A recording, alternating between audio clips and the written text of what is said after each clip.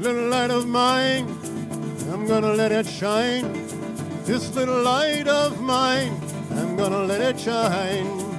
The music has been used to facilitate integration of psychedelic experience, and I can relate to that it's a calming effect.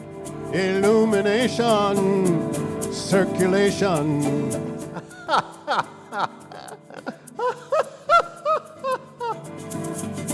It also reaches beyond the third and fourth dimension, sort of like a hand of nurturing security in altered states where there is no past or future.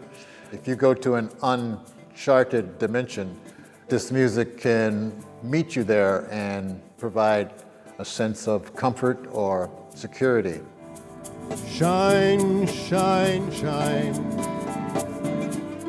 My name is Laraaji, and I explore the boundaries of consciousness through music, meditation, movement, ceremonies, compositional, music composition, performance, and work with altered and trance states, self-induced through meditation, suggestion.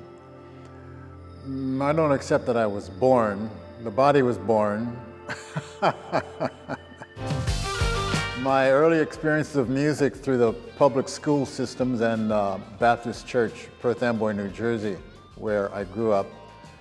In the church, there was a piano, and whenever I had the chance to be alone with the piano, I would explore it.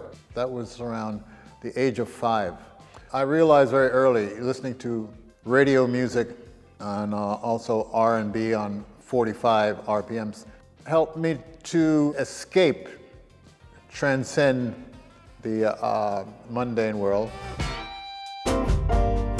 We lived in a government housing project, and my father had his own reasons for leaving the family, moving to California, and that put a heavy toll on my mother's emotional state. And so there was emotional periods, you might call them meltdowns. And to escape that or to balance my ability to be with that, music gave me, I don't know if the word is escape, but gave me an alternative place to focus my awareness and my heart. During my high school years, I was planning to enter MIT to study chemical engineering.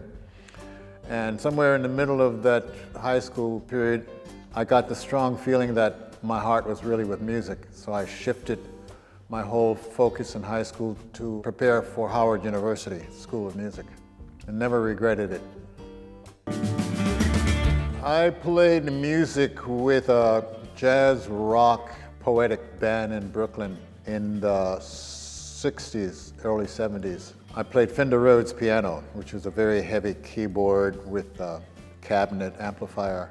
And at some point, I needed money, fast cash, and I had a guitar that I wasn't using. I took the guitar into a pawn shop in Queens, New York, to swap it for money.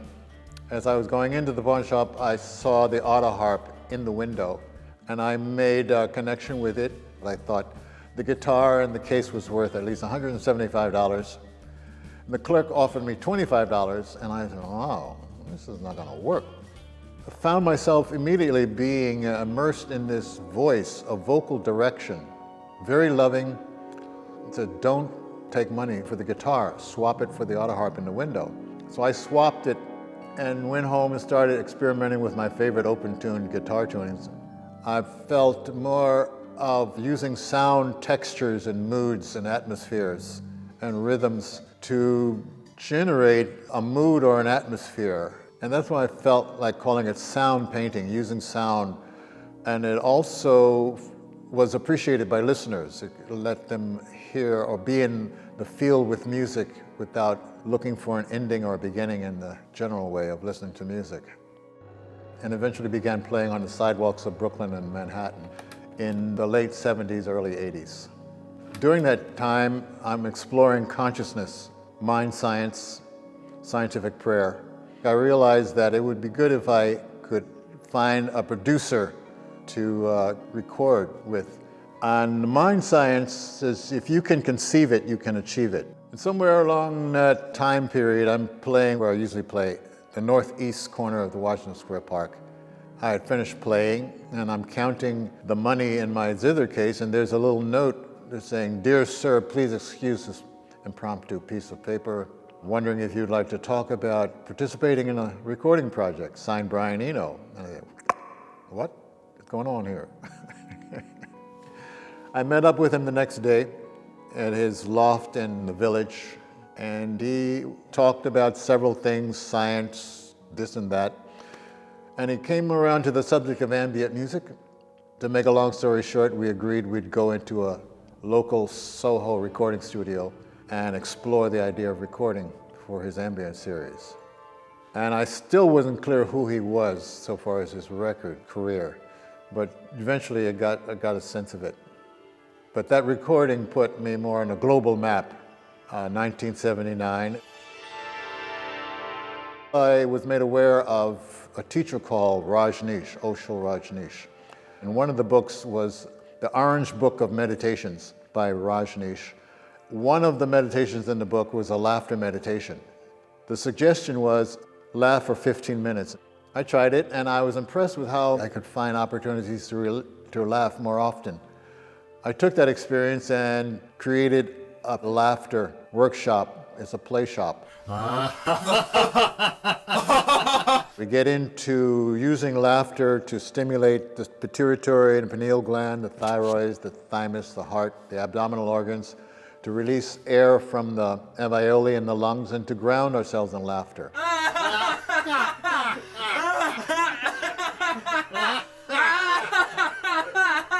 And so laughter has been a way of me helping individuals get into deep relaxation, to release stress and tension.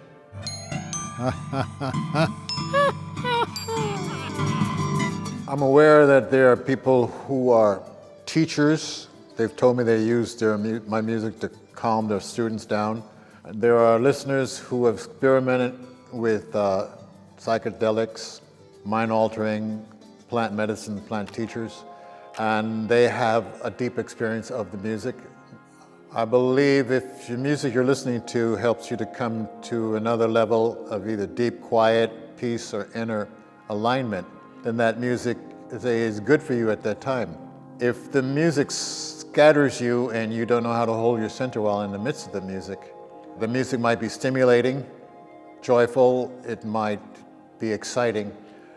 I do find music that isn't even called New Age music can be very aligning. Trance music, gamelan music, music that does surrender to being called functional audio, which is what I tend to go toward. Music deliberately for a purpose of allowing the listener to breathe easy and to let go of stress.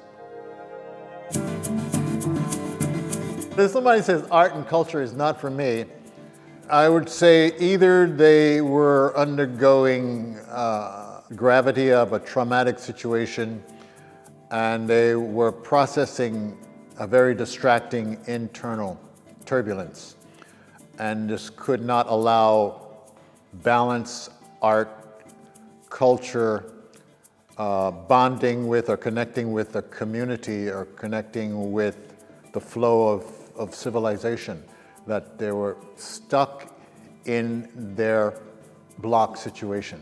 What would I say to them? I would say, want to try a sound bath?